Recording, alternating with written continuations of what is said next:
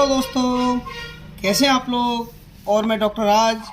दोस्तों, आज एक भारत इतिहास की एक नई सीरीज में मैं एक नए तरीके से इतिहास पढ़ाने जा रहा हूं, जिसमें कि शुरुआत में मध्यकालीन भारत से कर रहा हूं। दोस्तों, इस सीरीज में मैं बताने जा रहा हूं कि इतिहास को कहानी की तरह कैसे पढ़ें। आप लोगों को बहुत अच्छे तरीके से, विहंगम दृष्टि से और फुल एनालिसिस के साथ, सभी कुछ किताबों का निचोड़ के साथ मैं आपको कहानी की तरह इस क्लास को दे रहा हूँ, इस वीडियो को दे रहा हूँ। आप इन क्लास को ध्यान से सुनते हैं। आप पर टाइम कम है तो आप धीरे धीरे लेटे लेटे भी आप कान नहीं लगा के आप कहानी को सुन सकते हैं। आप कहानी की तरह सुनेंगे तो सुनने के बाद आपको सबसे बड़ा फायदा ये होगा इन वीडियो को कि इन सुनने के साथ साथ आप अपनी मानसिक स्ट्रेस कम करके आप धीरे धीरे इसको याद कर सकते हैं। आप बार बार सुन के इनको लर्न कर सकते हैं, बार बार सुन सकते हैं, 2 बार 4 बार, जिससे कि आपको मेमोराइज हो जाएंगी चीज़ें। तो दोस्तों, आज इस सीरीज में हम शुरू करने वाले हैं मध्यकालीन भारत में दिल्ली सल्तनत का इतिहास। और दिल्ली सल्तनत के इतिहास में वैसे कायदा से इतिहास पढ़ने के लिए पहले स्रोत की आवश्यकता होती है दोस्तों, लेकिन इन स्रोत के बारे में मैं इस क्लास के लास्ट में बताऊंगा टॉपिक के बारे में, सल्तनत का इतिहास पढ़ाने के बाद। लेकिन मैं सबसे पहले आपको बताऊंगा दिल्ली सल्तनत की शुरुआत कैसे होती है भारत में। देखो, आप जानते हैं किसी भी, हमने 3 भागों में इतिहास को पढ़ा है, प्राचीन, मध्यकालीन, आधुनिक। तो मध्यकालीन भारत की जो पृष्ठभूमि है उसके बारे में हम बात करते हुए राजनीतिक विस्तार करेंगे, किस प्रकार से सल्तनत काल का राजनीतिक विस्तार हुआ। तो दोस्तों, शुरू करते हैं। महमूद गजनवी के बाद पश्चिम एशिया की राजनीति में परिवर्तन आया। ऐसा माना जाता है कि तुर्कों के एक दल ने सेल्जुक साम्राज्य को नष्ट कर दिया, जिसके परिणाम स्वरूप एक राजनीतिक शून्य की स्थिति उत्पन्न हो गई। इस शून्यता को भरने के लिए 2 राज्य अस्तित्व में आए। एक ईरान में आया था, ख्वारिज्म का राज्य, और दूसरा उत्तर पश्चिम अफगानिस्तान में आया था, गोर का राज्य। माना जाता है कि महमूद गजनी का एक उत्तराधिकारी बहराम शाह ने गोर प्रदेश के अपने को 2 अधिकारियों की हत्या कर दी। फिर इनके छोटे भाई अलाउद्दीन ने इसका बदला लेने का निश्चय किया। उसने गजनी प्रदेश पर हमला कर दिया और गजनी को 7 दिन तक जलाता रहा। गजनी को 7 दिन जलाया था इसने। फिर उसने जहां सोज की उपाधि ली। जहां सोज का मतलब होता है दोस्तों विश्वदाहक। इस अव्यवस्था की स्थिति में गजनी प्रदेश पर तुर्कमानों की गुंज शाखा का कब्जा हो गया। माना जाता है कि गयासुद्दीन ने गुंजों को गजनी से खदेड़ दिया और गजनी प्रदेश पर कब्जा कर लिया। उसने अपने छोटे भाई शहाबुद्दीन को गजनी प्रदेश का शासक नियुक्त किया। शहाबुद्दीन ही इतिहास में मोहम्मद मुइजुद्दीन या मोहम्मद बिन साम अथवा मोहम्मद गौरी के नाम से जाना जाता है। ठीक है। उसने 1173 से 1206 तक शासन किया। गजनी प्रदेश का शासक बनने के बाद वह भारत की तरफ बढ़ा। अब भारत तरफ आता है तो मोहम्मद गौरी का जो प्रारंभिक उद्देश्य था, जो परीक्षा में पूछा जाता है, मोहम्मद गौरी का प्रारंभिक उद्देश्य पंजाब और सिंध को जीतना था, किंतु वह सुलेमान के रास्ते नहीं जाना चाहता था। सुलेमान जो किरथर रेंज है, तो सुलेमान के रास्ते नहीं जाना चाहता था। उसने किरथार रेंज से बोलंदर रेंज से होकर जाने का निश्चय किया और बलूचिस्तान को पार करते हुए गुजरात की तरफ बढ़ा। इससे पूर्व 1175 में वह सिंध और मुल्तान को जीत चुका था, किंतु गुजरात में उसे असफलता मिली। गुजरात के प्रतापी शासक भीम द्वितीय ने उसे 1178 में पराजित किया। तब उसे अपने भूल का एहसास हुआ और उसे सोचा कि पंजाब को आधार बनाए बिना उत्तर भारत में अभियान नहीं किया जा सकता। अतः उसने पंजाब में गजनी शासक के विरुद्ध अभियान किया और इस अभियान में उसे कश्मीर के शासक विजयदेव से सहायता मिली। अब देखिए, अपने ही शासक इसमें क्या कर रहे हैं, अपने ही क्षेत्रीय शासक धोखा दे रहे हैं। 1190 तक उसने पेशावर, सियालकोट और लाहौर को जीत लिया। पंजाब में अपने आधार को मजबूत करने के बाद उसने दक्षिण पूर्व की ओर देखा। उस समय दक्षिण पूर्व की देखा तो उस समय कौन था? उत्तरी भारत में चौहान वंश एक शक्तिशाली वंश था। जिस समय मोहम्मद गौरी उच्च और मुल्तान को जीत रहा था, उस समय 14 वर्षीय चौहान शासक पृथ्वीराज तृतीय पृथ्वीराज थर्ड का सिंहासनावरोहण सिंहासन पर बैठ रहा था। माना जाता है कि इस सदी के मध्य में चौहानों ने दिल्ली को भी जीत लिया था। दिल्ली या देहलिका या ढिल्लिका की स्थापना तोमर शासक अनंगपाल तोमर ने की थी। दिल्ली की स्थापना किसकी थी? अनंगपाल तोमर ने की थी। वह बीरनदेव के नाम से भी जाना जाता है। पृथ्वीराज चौहान एक प्रतापी शासक था। उसने चंदेलों पर हमला किया और चंदेलों को पराजित किया। माना जाता है कि इस युद्ध में अल्लाह और उदल नामक 2 प्रसिद्ध भाई मारे गए। दोस्तों, ये माना जाता है, मैं बोलता हूँ, मजबूरी है कि तमाम किताबों में भिन्न भिन्न आपको प्रक्षेपण मिलेंगे, भिन्न भिन्न बातें मिलेंगी, तो उन चीज़ों को देखते हुए जो सटीक है हमने वो यहाँ पेश किया है। फिर उसने गुजरात पर हमला किया, परंतु गुजरात के सोलंकी शासक भीम द्वितीय ने पृथ्वीराज को भी पराजित किया। विवश होकर पृथ्वीराज अपने साम्राज्य विस्तार के लिए उत्तर पश्चिम की ओर देखा। दूसरी तरफ मोहम्मद गौरी दक्षिण पूर्व की ओर देख रहा था। अतः उत्तरी भारत पर नियंत्रण के लिए एक निर्णायक युद्ध अनिवार्य हो गया था। माना जाता है तवर हिंद का दूसरा नाम था भटिंडा पर नियंत्रण को लेकर एक विवाद शुरू हो गया, जिसकी परिणति मतलब रिजल्ट 1191 की तराइन की प्रथम लड़ाई में हुआ। इस लड़ाई में मोहम्मद गौरी पराजित हुआ और वह पंजाब की तरफ लौट गया। पृथ्वीराज चौहान ने एक ऐतिहासिक भूल की। वह तराइन के युद्ध से संतुष्ट हो चुका था। हमारे यहाँ के राजाओं में थोड़ी सी थी कमियाँ थी। अगर युद्ध जीतने के बाद ऐशो आराम एंजॉय करते थे। उसने पंजाब से गौरियों को बाहर निकालने की कोशिश नहीं की। 1 वर्ष बाद पूरी तैयारी से मोहम्मद गौरी आया और पृथ्वीराज को हराया। 1192 में तराइन की दूसरी लड़ाई में हारने के बाद पृथ्वीराज सरस्वती के क्षेत्र तक भागा, परंतु उसकी हत्या कर दी गई। 1192 में ही मोहम्मद गौरी ने अपने भारतीय क्षेत्र का प्रशासक कुतुबुद्दीन ऐबक को बनाया।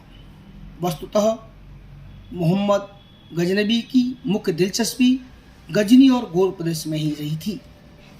1192 1192 से 1194 1194 के बीच कुतुबुद्दीन ऐबक ने वरन, मेरठ, रणथंबोर, दिल्ली, कोयल मीन्स अलीगढ़ आदि क्षेत्रों को जीता। 1194 में मोहम्मद गौरी पुनः भारत आया और कुतुबुद्दीन ऐबक की सहायता से कन्नौज पर आक्रमण किया। कन्नौज के शासक, कन्नौज में घेड़वाल शासक थे, घेड़वाल वंश के। कन्नौज शासक घेड़वाल जयचंद चंदावर की लड़ाई में पराजित हुआ और मारा गया। इस तरह कन्नौज पर भी गौरी का नियंत्रण हो गया। फिर एक बार मोहम्मद गौरी गोर प्रदेश पर को चला गया। 1197 में ऐबक ने गुजरात पर हमला करके भीम द्वितीय को हराया। फिर तुर्कों ने अनहिलवाड़ा को लूटा। 1203 में कुतुबुद्दीन ऐबक ने चंदेलों के विरुद्ध आक्रमण किया। चंदेल शासक परमारदेव पराजित हुआ। ऐबक ने महोबा, कालिंजर और खजुराहो पर कब्जा कर लिया। 1203 में गयासुद्दीन की मृत्यु हो गई और मोहम्मद गौरी वास्तविक रूप से गजनी और गोर प्रदेश का भी शासक बन गया। अब गजनी और गोर प्रदेश दोनों मिल गए मोहम्मद गौरी को। तभी उसे ख्वारिज्म के राज्य से भयंकर युद्ध करना पड़ा, जिसमें वह पराजित हुआ। इस पराजय के बाद पश्चिम एशिया में विस्तार की उसकी महत्वाकांक्षा खंडित हो गई और उसने सारा ध्यान भारत की ओर लगाया। इसलिए कुछ इतिहासकार मानते हैं कि प्रकारांतर से उसके लिए वरदान साबित हुआ। 1205 से 1206 में उसने खोखर जाट होते हैं तो उसने खोखरों के विरुद्ध अंतिम अभियान किया अभियान से लौटते समय किसी व्यक्ति ने उसकी हत्या कर दी। मोहम्मद गौरी ने के कुछ सिक्के भी पाए जाते हैं, जिसके एक तरफ इम्पोर्टेंट पॉइंट आते हैं। मोहम्मद गौरी के सिक्कों पर एक तरफ शिव के बैल की आकृति और पृथ्वीराज जो देवनागरी में लिखा हुआ है, और दूसरी तरफ सिक्के के दूसरे पहलू में घोड़े की आकृति है और मोहम्मद बिन साम लिखा हुआ है। एक तरफ घोड़ा, एक तरफ बैल। इसके कुछ सिक्कों पर लक्ष्मी की आकृति भी है। कई बार क्वेश्चन पूछा गया है कि मोहम्मद गौरी के सिक्कों पर लक्ष्मी की आकृति है। इसके बाद दोस्तों, कुतुबुद्दीन ऐबक एक शासक होता है जो 1206 से 1210 तक शासन करता है। मोहम्मद वो दास हुआ करता था, दास था दास। मोहम्मद गौरी कहता था, मेरे दास मेरे पुत्रों के समान हैं, जो मेरी मृत्यु के बाद भी मेरे वैभव, मेरे सम्मान और मेरी प्रतिष्ठा की रक्षा करेंगे। ऐबक मोहम्मद गौरी का एक दास था। गौरी ने उसे 1192 में भारतीय क्षेत्र का प्रशासक नियुक्त किया था। चूँकि मोहम्मद गौरी का उत्तराधिकारी नहीं था, इसलिए भारतीय प्रदेश पर कुतुबुद्दीन ऐबक का उत्तराधिकार स्थापित हो गया। किंतु ऐबक के बराबरी के अन्य दो दास थे, कुबाचा और यालदौज थे। गौरी के बाद यालदौज गजनी का शासक बन गया, कुबाचा और यालदौज। तो यालदौज गजनी का शासक बना हुआ था, उससे भारतीय प्रदेश पर भी अपना दावा प्रस्तुत किया। ऐबक एक तुर्की शब्द है। ऐबक एक तुर्की शब्द है जिसका अर्थ होता है चंद्रमा का देवता। इस वंश को यानी कुतुबुद्दीन ऐबक जो इलबरी वंश था, इस वंश को कई नामों से जाना जाता है। पहला गुलाम वंश। क्यों कहते हैं गुलाम वंश? इस वंश के शासक में केवल तीन गुलाम थे, कुतुबुद्दीन, इल्तुतमिश और बलबन, इसीलिए इसे गुलाम वंश भी कहते हैं। उनमें भी इल्तुतमिश और बलबन शासक बनने से पूर्व ही मुक्त हो गए थे। मामलुक वंश क्यों कहते हैं? मामलुक वैसे दासों कहा जाता है जो स्वतंत्र माता पिता के पुत्र होते थे। मामलुक शब्द उन दासों के लिए भी आता है जो घरेलू सेवा में नहीं बल्कि सैनिक सेवा में लगाए गए। मामलुक वंश नामकरण भी उचित नहीं लगता। इसका तीसरा नाम है तुर्की वंश। यह नाम भी उचित प्रतीत नहीं होता क्योंकि इसके बाद किसी तुर्की वंश की स्थापना नहीं हुई। इलबरी वंश क्यों कहते हैं? केवल एक शासक कुतुबुद्दीन ऐबक इस वंश का नहीं है, अतः इलबरी वंश ही सही प्रतीत होता है। सबसे अधिक मान्यता प्राप्त इसी वंश की है, वो है इलबरी वंश। यानी इलबरी वंश में कुतुबुद्दीन ऐबक इलबरी वंश का नहीं है, बाकी जितने शासक थे इस सल्तनत काल के, इसमें गुलाम वंश में, सब इलबरी वंश के थे। कुतुबुद्दीन ऐबक 1206 में शासक हुआ, परंतु 1208 में दासत्व से मुक्त हुआ। सिंहासनावरोहण और मोहम्मद गौरी की मृत्यु का लाभ उठाकर कुछ क्षेत्रों ने अपने को स्वतंत्र घोषित किया। चंदेलों ने कालिंजर पर पुनः कब्जा किया। गहड़वाल शासक हरिश्चंद्र ने कन्नौज के कुछ क्षेत्रों पर कब्जा कर लिया। उसी तरह प्रतिहारों ने भी कुछ क्षेत्रों पर कब्जा कर लिया।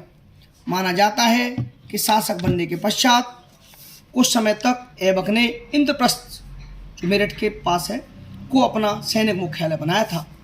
फिर उसने गजनी के शासक यलदौज के खतरे से बचने के लिए पंजाब में लाहौर को अपनी राजधानी बनाया। 1209 में उसने गजनी पर हमला किया और 40 दिनों तक गजनी पर अपना नियंत्रण बनाए रखा। माना जाता है कि यलदौज जनता के बीच लोकप्रिय था, इसलिए जनता ने ऐबक का विरोध किया। अतः 40 दिनों के बाद ऐबक ने गजनी प्रदेश को खाली कर दिया। ऐबक एक योग्य एवं उदार शासक था, उसे इसलिए लाख बख्श की उपाधि दी गई। उदार होने की वजह से उसे लाख बख्श कहा जाता था, यानी लाखों का दान देने वाला। उसके दरबार में हसन निजामी जैसे विद्वान इतिहासकार रहते थे। उसने ताजुल मास की रचना की थी। हसन निजामी ने एक किताब लिखी थी, इतिहासकार था, उसकी रचना का नाम था ताज उल मासिर। उसी दरबार में एक और रहता था फख्र ए मुदब्बीर। ऐबक ने कुछ निर्माण कार्य भी किए, जैसे दिल्ली में उसने कुव्वत उल इस्लाम मस्जिद का निर्माण करवाया। अजमेर में 2.5 दिन का झोपड़ा बनवाया। दिल्ली में किलाए राय पिथौरा के बगल में एक नगर की स्थापना की। जो दिल्ली के प्राचीनतम 7 नगरों में से प्रथम माना जाता है।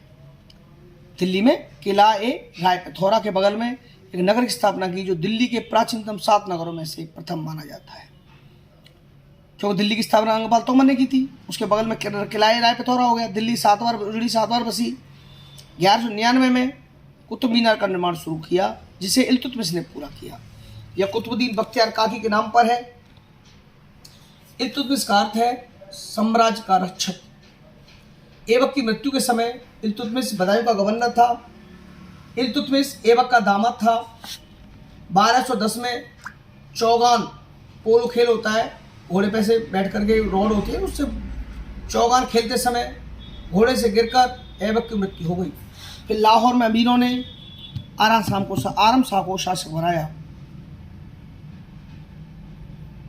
आराम शाह का ऐबक से संबंध के बारे में विवाद है। मिनहाजुस सिराज के अनुसार इल्तुतमिश का पुत्र आराम शाह नहीं था। क्यों नहीं था? क्योंकि ऐबक पुत्रहीन था। यह स्पष्ट है कि आराम शाह उसका संबंधी था। आराम शाह का शासक होना दिल्ली के अमीरों को मंजूर नहीं था। अतः दिल्ली के अमीरों ने इल्तुतमिश को सुल्तान के पद पर आमंत्रित किया। इल्तुतमिश आगे बढ़ा और जूद की लड़ाई में, जूद का युद्ध हुआ था, जूद की लड़ाई में आराम शाह को पराजित कर स्वयं शासक बन गया। जूद की लड़ाई में आराम शाह इल्तुतमिश में युद्ध हुआ, जिसमें इल्तुतमिश जीत गया, आराम शाह हार। इल्तुतमिश 1211 से 36 दिल्ली में इल्तुतमिश ने दिल्ली को अपनी राजधानी बनाया। इल्तुतमिश के सामने अनेक समस्याएं थी। बंगाल के गवर्नर ने नंबर 1 बंगाल के गवर्नर क्या समस्या, इल्तुतमिश के सामने कुछ समस्या आती है ना, हर राजा के सामने कठिन परेशानी आती है। आज भी समझ लो राजा महाराजा राज शासक बनते हैं, कई परेशानी। तो पहली परेशानी थी बंगाल के गवर्नर ने स्वतंत्रता की घोषणा कर दी थी, उसको हटाना था। नंबर 2 अव्यवस्था का लाभ उठाकर बहुत सारे राजपूत राज्यों ने स्वतंत्रता की घोषणा कर दी थी। नंबर 3 ऐबक के प्रतिद्वंदी 2 अमीर याल्दोज और कुवाचा द्वारा सत्ता को चुनौती देना। नंबर 4 उसके समय मंगोल आक्रमण की समस्या उभर कर सामने आई। नंबर 5 नवविजित क्षेत्रों में प्रशासन का एक ढांचा स्थापित नहीं किया जा सका, अतः साम्राज्य को संगठित करने की जरूरत थी। समाधान क्या था? बंगाल के गवर्नर अली मर्दान खान ने स्वतंत्रता की घोषणा कर दी थी। उसके उत्तराधिकारी इबाद गियासुद्दीन के नाम से शासक बन बैठा। इल्तुतमिश के अपने पुत्र महमूद ने गियासुद्दीन को पराजित किया, किंतु 1230-31 में अंतिम रूप से बंगाल को जीता जा सका। इल्तुतमिश ने राजपूत राज्यों को दोबारा जीता। 1226 में उसने रणथंभौर को जीता, मतलब 1226 में रणथंभौर को जीता। 1227 में उसने मंडवार को जीता। फिर उसने जालौर, सांबर, बयाना आदि क्षेत्रों को जीता। 1230 में उसने नागौर को जीता। उसने ग्वालियर के शासक मंगलदेव को पराजित करके वहाँ कब्जा कर लिया। 1234 में वो 1231-32 में किया था, ग्वालियर के शासक मंगलदेव को पराजित करके वहाँ ग्वालियर पर कब्जा कर लिया। 1234 में उसने मालवा को जीता और भिलसा को लूटा। माना जाता है कि उसने उज्जैन से विक्रमादित्य की मूर्ति उठाकर लाई थी। 1236 में बामियान का अभियान किया, जो उसका अंतिम अभियान था। बामियान महात्मा बुद्ध की मूर्ति थी वो। 1226 में उसकी मृत्यु हो गई। इल्तुतमिश के शासक बनने के साथ ही याल्दौज ने भारत पर अपनी संप्रभुता का दावा पेश कर दिया। इल्तुतमिश ने कूटनीति से काम लिया। उसने यल्दौज की नाम मात्र की संप्रभुता स्वीकार कर ली थी। माना जाता है जब ख्वारिज्म के शासक ने यल्दौज को पराजित करके उससे गजनी छीन लिया, तो यल्दौज ने पंजाब पर कब्जा कर लिया। दूसरी तरफ कुवाचा भी इल्तुतमिश को चुनौती दे रहा था। कुवाचा ने उच्च और मुल्तान पर कब्जा कर लिया था। इल्तुतमिश ने बारी बारी से इस समस्या का हल करना चाहा। 1215-16 में उसने याल्दौज के विरुद्ध अभियान किया और तराइन की लड़ाई में पराजित कर उसे बंदी बना लिया। उसने कुवाचा के विरुद्ध भी अभियान किया, परंतु कुवाचा की शक्ति नहीं तोड़ी जा सकी। कुवाचा पावरफुल था। चंगेज खान की मृत्यु के बाद इल्तुतमिश ने कुवाचा के सिंध पर दोबारा हमला किया और सिंधु में सिंधु नदी में डूबने के लिए विवश कर दिया। मंगोल मध्य एशिया के स्टेपीज जो बांग्लादेश घास के मैदान होते हैं में रहने वाले जनजाति लोग थे। इन्होंने इस्लाम धर्म स्वीकार करने से पहले बौद्ध धर्म स्वीकार किया था और बौद्ध धर्म के समानिष्ठ शाखा में विश्वास करते थे। 1206 में इस प्रदेश में मंगोल जनजाति की एक सभा करुलताई हुई, जिसमें तमेचिन चंगेज खां का नेता चुना जाना निश्चित हुआ। मंगोलों की प्रशासनिक और सैनिक व्यवस्था एक दूसरे से जुड़ी हुई थी। सैनिक टुकड़ियों का विभाजन 10 से 10,000 के बीच था। सैनिकों के 10,000 की टुकड़ी मिनगान कहलाती थी। 10,000 की टुकड़ी को मिनगान कहते थे, उससे ऊपर की टुकड़ी को तुआन कहते थे। माना जाता है प्रशासनिक एवं सैनिक व्यवस्था के संचालन के लिए चंगेज खां ने गाड़ी की टुकड़ियों को नियुक्त किया था। तमेचिन के अधीन मंगोलों ने 1220 में बुखारा को जीता। इससे पहले चीन की दीवार तोड़ दी गई थी और पेकिंग पर मंगोलों का कब्जा हो गया। चीन की दीवार 1221 में मुस्लिमों के प्रतिष्ठित राज्य ख्वारिज्म को मंगोलों ने जीत लिया। इसके बाद ख्वारिज्म का राजकुमार जलालुद्दीन मंगवर्नी भारत की तरफ भागा। चंगेज खां उसका पीछा करते हुए सिंधु नदी तक आ गया। मंगवर्नी ने इल्तुतमिश से शरण पाई। मंगवर्नी ने क्या किया? इल्तुतमिश से शरण ली थी। इल्तुतमिश ने शरण देने से इनकार कर दिया। अंत में चंगेज खां सिंधु नदी से आगे नहीं बढ़ा। इस तरह मंगोल आक्रमण का खतरा टल गया। इल्तुतमिश के सामने मुख्य समस्या थी प्रशासन का संगठन, जो कि इल्तुतमिश ने पूरा किया। इसीलिए दिल्ली सल्तनत का इसे संगठनकर्ता माना जाता है। माना जाता है उसने चांदी का प्रथम मानक सिक्का, टंका, मानक मतलब एक मान के रूप में निश्चित तोल के आधार पर टंका चलाया। टंका चांदी का टंका होता था, चलाया। उसका जो 172.8 ग्रेन का होता था। इसके अतिरिक्त उसने तांबे का सिक्का जीतल चलाया। उसने 40 मुख्य सरदारों को चुनकर महत्वपूर्ण मुख्य प्रशासनिक पदों पर नियुक्त किया, जिसे चहलगानी के नाम से 40 सरदार थे, उनको चहलगानी के नाम से जाना जाता है। उसने एकता व्यवस्था, सैनिक व्यवस्था एवं मौद्रिक व्यवस्था को संगठित किया। इल्तुतमिश ने ग्रामीण क्षेत्रों में तुर्की जनसंख्या को बसाया ताकि हिंदू कुलीन वर्गों का अधिकार खंडित हो जाए, मतलब हिंदू कुलीन वर्गों का अधिकार खंडित हो सके। 1229 में इल्तुतमिश ने बगदाद के खलीफा अल मुंतसिर बिल्लाह से शासन करने की सनद मांगी प्राप्त की थी। मतलब 1229 में इल्तुतमिश ने बगदाद में खलीफा कौन था? अल मुंतसिर बिल्लाह से शासन करने की सनद प्राप्त की। इसीलिए उसे दिल्ली सल्तनत का प्रथम वैधानिक सुल्तान माना जाता है। बगदाद से खलीफा से ली थी ना। इल्तुतमिश न्याय व्यवस्था के विकास के लिए भी कुछ काम किए। जैसा इब्न बतूता कहता है कि उसने अपने दरबार के सामने सिंह की 2 आकृतियाँ निर्मित कराईं। दोनों के मुंह में जंजीर लटकी रही। कोई भी व्यक्ति जो न्याय चाहता था उस जंजीर को खींच लेता था। इसके परिणाम स्वरूप न्याय का घंटा बजने लगा था। तुर्क विजय लगभग उत्तरी भारत में बहुत सारे क्षेत्रों में तुर्की साम्राज्य स्थापित हो चुका था। गौरी के समय ही बख्तियार खिलजी ने बंगाल को जीत लिया था। उस समय बंगाल पर लक्ष्मण सेन का शासन था। क्वेश्चन आता कई बार, बंगाल पर लक्ष्मण सेन का शासन था, उसकी राजधानी नदिया। बख्तियार खिलजी घोड़े के व्यापारी के बेच में गया और बंगाल पर अचानक धावा बोल दिया। लक्ष्मण सेन अपनी राजधानी छोड़कर भाग गया और फिर नदिया पर बख्तियार खिलजी का नियंत्रण हो गया। बख्तियार खिलजी लखनौती से शासन करता रहा। दूसरी तरफ लक्ष्मण सेन सोनार गांव के कुछ क्षेत्रों पर कब्जा बनाए रखा। उसने माना जाता है कि उसने बंगाल अभियान के मध्य ही खिलजी ने नालंदा विश्वविद्यालय, बख्तियार खिलजी नालंदा विश्वविद्यालय के पुस्तकालय को नष्ट कर दिया और बौद्ध भिक्षुओं की हत्या की। अंत में बख्तियार खिलजी असम के माघ शासक से संघर्ष करता हुआ मारा गया। तुर्की विजय के कई कारण बताए जाते हैं। हसन निजामी और मिनहाजुस सिराज जैसे इसे दैवी कृपा मानते हैं। फक्र मुदब्बिर इसके पीछे सैनिक कारकों का उत्तरदायी मानते हैं। महत्वपूर्ण कारक थे तुर्कों की अश्वारोही सेना और राजपूतों की सामंतवादी पद्धति। एक इतिहासकार हैं यमुना सरकार, उनका मत है कि तुर्कों, पठानों और अरबों के विजय को निम्न कारण मानते हैं। नंबर 1 इस्लामी व्यवस्था में जाति समानता की भावना, मुसलमानों की नियतिवादी होना एवं अल्लाह के नाम पर युद्ध करना।